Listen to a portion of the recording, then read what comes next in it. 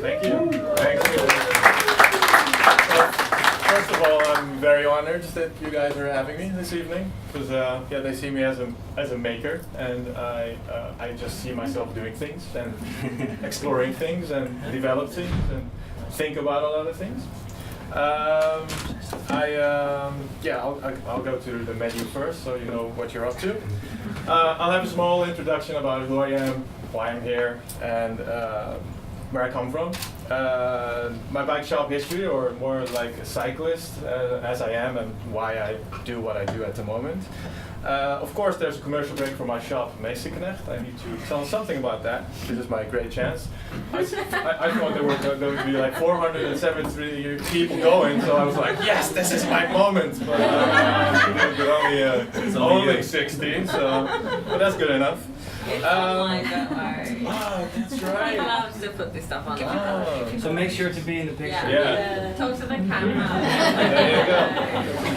After that, we'll have yeah, a little bit of cycling culture in Amsterdam, and then we'll have a quick look at the cycling culture around the world, because there's a lot of things happening and developing actually in the world of cycling, and we take things for granted. But I'll go back to that when we during the story. And the future of cycling in Amsterdam, which is quite interesting, because Amsterdam is in a kind of a weird position. You wouldn't think of it, but it's well, we'll get to that as well. So a little bit about me. I'm originally from Rotterdam. Oh, great. Ah. No, I'm not from Rotterdam. I'm from The Hague. Yeah, but oh, okay, so it's not good. Sorry. Yeah. It sounds really. To me, it sounds like super cool. Oh, thank you. I moved here. All right. I just go. You're up next. You'll have your time. Oh my god! I'm gonna go now. I'll continue. Bye-bye, 15 minutes. Oh my god! Deduct this from my time then. Can we cut this out of the internet's feed as well?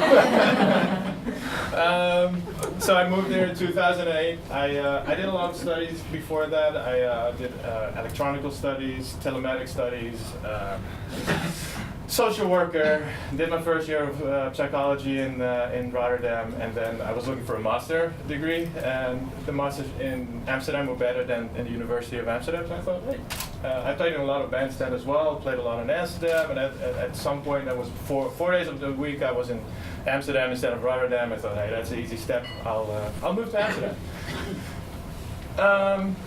Got myself an apartment. Still had some money. I was always self-employed. I did everything with electronics, repairs, whatever, even phones, whatever you can think of which was electronical. I was kind of geeky, and I thought, yeah, well, I'll do repairs for that. And it worked as as self-employed, and also to being a student on the side.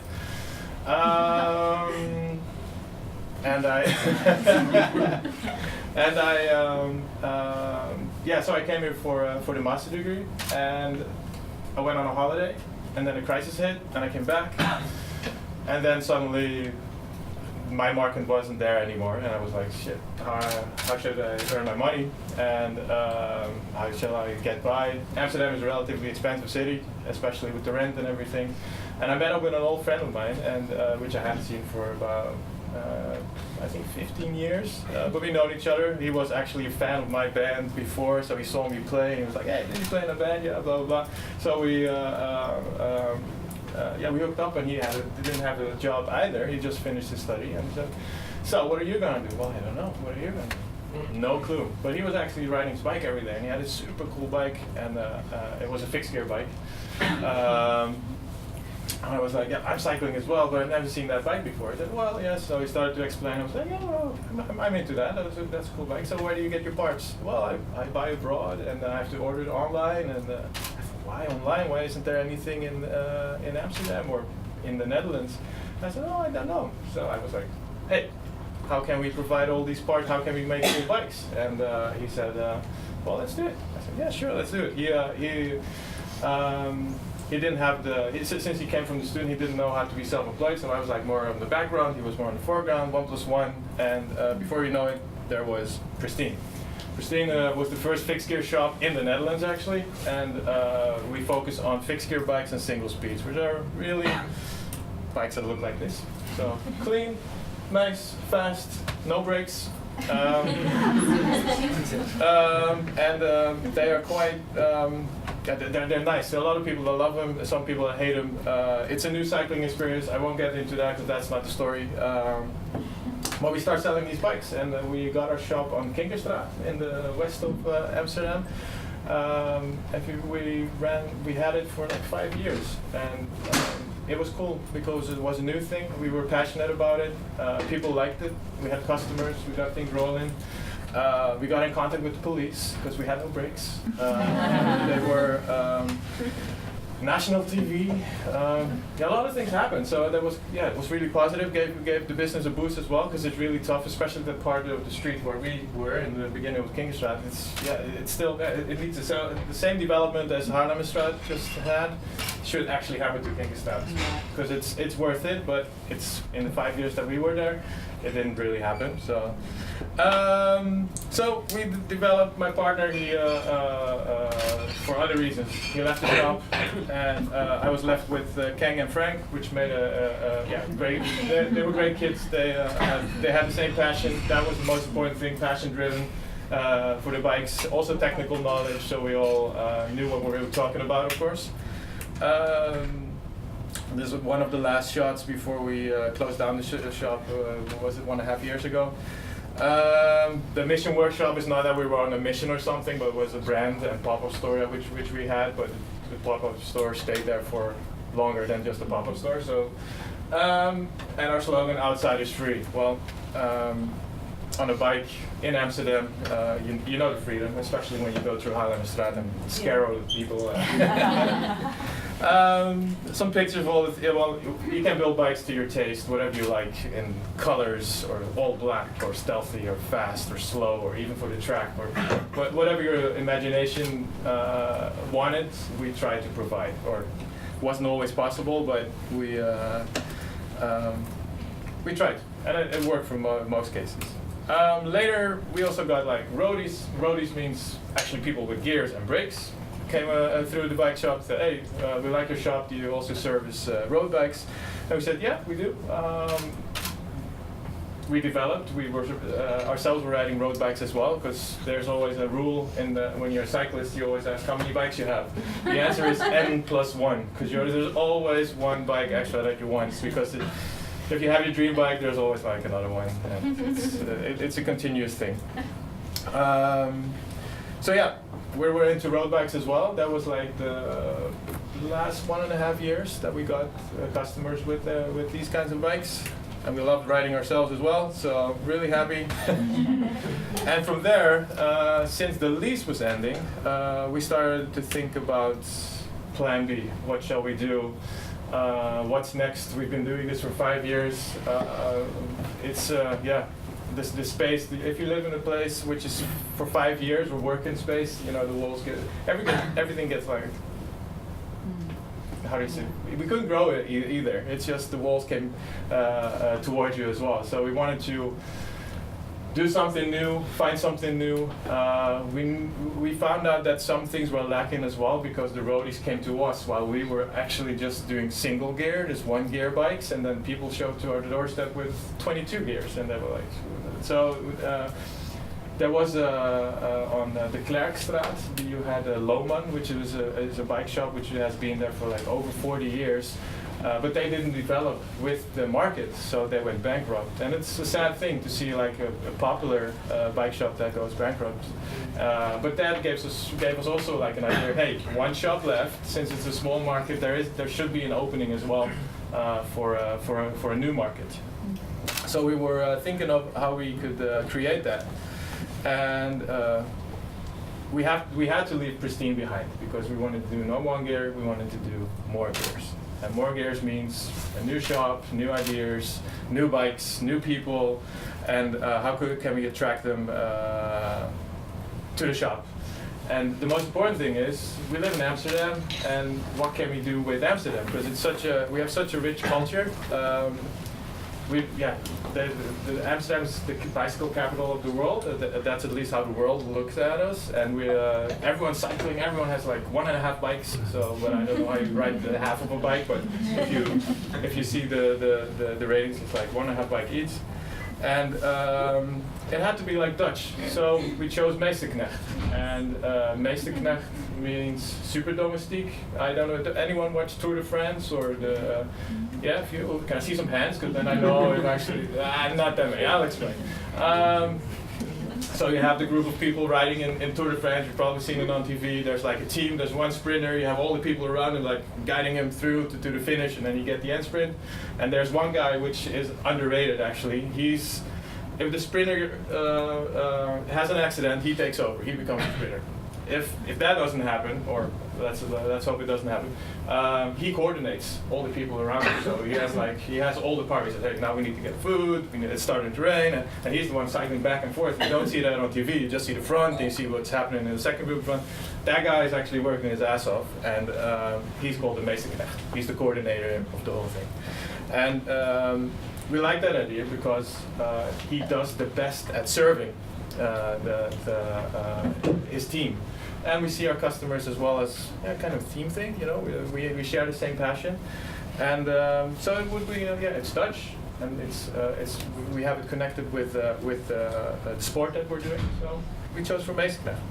And also we have the slogan underneath, which says Cycle City Amsterdam, because we want to say, hey, we're from Amsterdam, we're Dutch, this is the capital.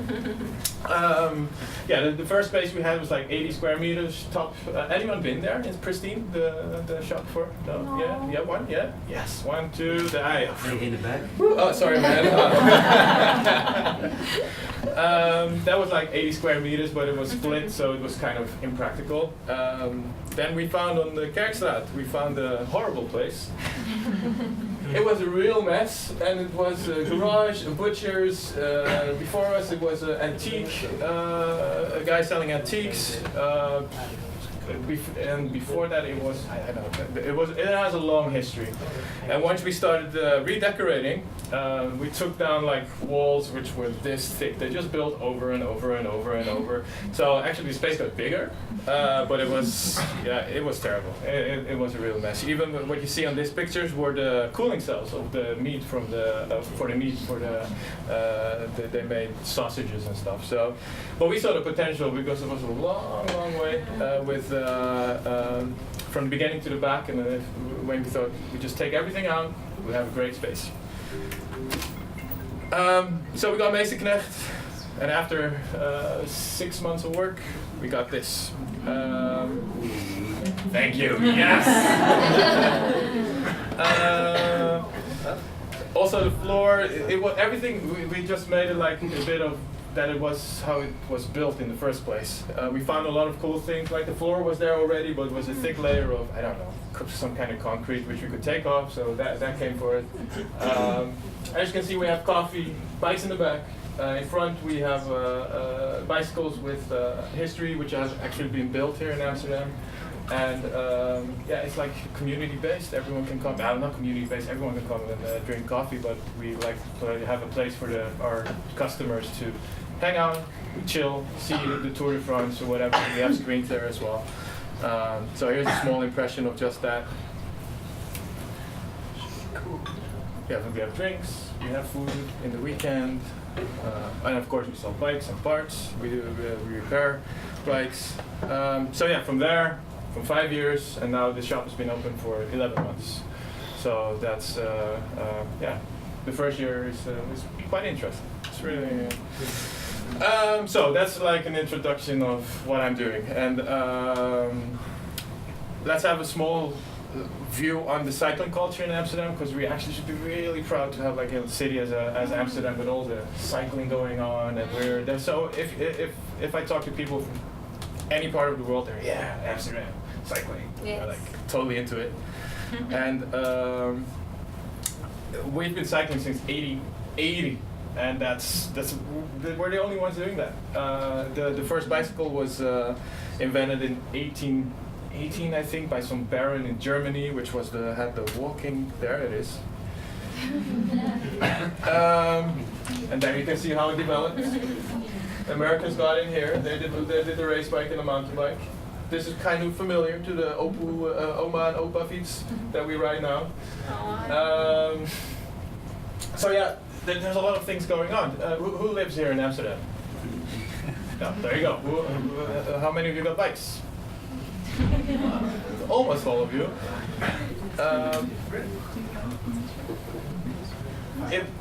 Actually, to talk about the culture is actually understanding that you're part of the culture. Whether you're an expat or whether you're Dutch or whether you're from Rotterdam or whatever, it doesn't matter. We're actually projecting this to the world. So they're like, you guys are cool, you're all riding bikes. However, we got great competition. This looks like, couldn't be Haarlem Street. Vondelpark, there you go. No, there we go. Copenhagen. These are really smart. They were looking for infrastructure, and they looked at Amsterdam, took the whole idea of Amsterdam, put it on Copenhagen, and thought, how can we make this better? And they did. They got so many cool ideas, which I also think should work here in Amsterdam. Just better planning with everything. They actually have one bicycle or cycling lane which goes from one end of the city to the other side of the city, which is split in two, which has a fast lane and a talk lane. So you can ride to work, you can chat, while the other ones you go like, and I would love that. Just go maybe. That's the tourist lane. There we go, yeah. So, and that's a whole different thing here in Amsterdam. So we have to, actually, they are now the capital, what a lot of other countries are looking at because they're one step ahead.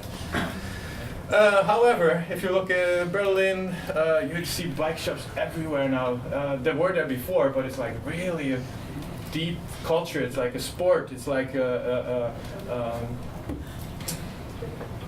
they're much more passionate than we are, and that's with all respect of the passion that we have for it. But these people are like really going for it, taking care of their bike. They love their bike. They share it. They go out with friends. It's also the daily commute from A to B. Yet it's also like I'm actually cycling to work. I love this. This is healthy. This is good for me. And you see that in Asia as well.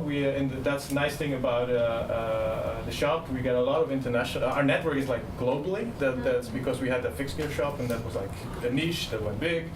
And we have customers from the Philippines and the other areas in Asia that come especially for stuff to buy from us, since they don't have it in Asia. And in the US, it's been there for many years already, although it's more of a it's really a lifestyle, and that we see that with the roadies, the guys with all the gears. Their fashion, it's nice, it's organized, their races, their qualifications. So it's really another way of experiencing cycling. So the future of our cycling capital, that's up to you and me and the shops and everything. You have to be more conscious of what a bike means to us in the first place. When you have a flat, when you have to be at work at 9 a.m. and it's 8:45, you have 50 minutes and you got a flat, suddenly you realize how important that bike for you is. And you're like, shit, what should I do now? That's the second thing. Take care of your bike. You know, look after it. You know, maybe you have seen the Samba bike when you ride behind the bike and there's like the wheels all fluffy and you're like dancing and going really fast. Small things, and everyone thinks that it's really expensive to maintain your bike. It's not. And also, secondly, support your local bike shop, because it's you'll have your bike. And I don't need my bike shop because I just do the race bikes. I talk about the regular bikes as well. And it's also a good thing because since we project what we're doing within Amsterdam, how we cycle, all the tourists look. You see thousands of tourists actually look. Cool bikes, buckfeets, and all the kids in there, and no helmets. You guys know what they're doing. So you have to be aware if you live here what you're projecting to the world around us. So we're actually the lucky ones. We got cycling paths, which is unique. There's a whole history to it. Kids dying, infrastructure that wasn't good. Haarlemmerstraat that got different, now even worse. And yeah, there you go.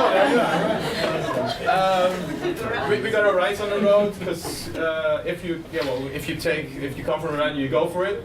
The other cycles will actually stop. If you do that in the US, you get hit, you end up in the hospital. We can cycle anywhere that we want to within Netherlands. Cycling tracks from Groningen to Limburg.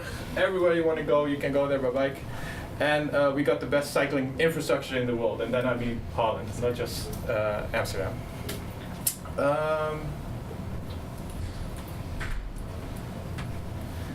So, how can we maintain this? Be practical. And by practical, I mean it's get the right bike.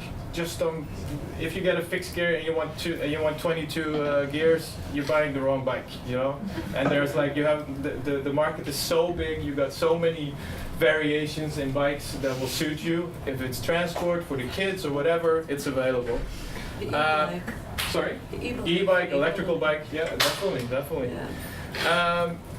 And of course, enjoy cycling because it's healthy. It's a good thing that we have it, and we should actually be proud that we have these bicycles while others in the world don't. It's such a great transport, and I believe that if we keep that up, we'll take Copenhagen, and that's a goal.